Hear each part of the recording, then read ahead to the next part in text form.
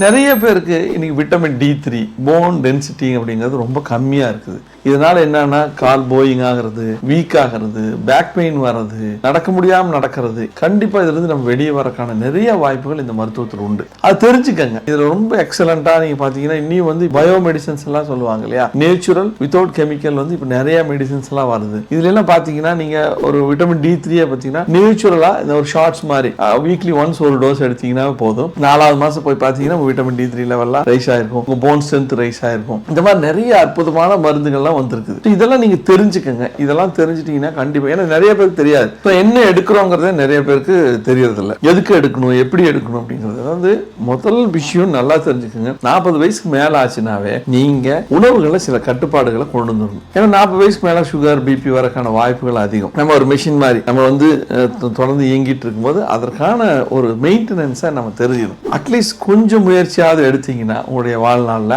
ஆரோக்கியமா இருக்கலாம். உங்கள் சரத் மருத்துவமனை, வேர்ல்ட்ஸ் பெஸ்ட் இன்டிகிரேட்டட் ஹாஸ்பிட்டல்.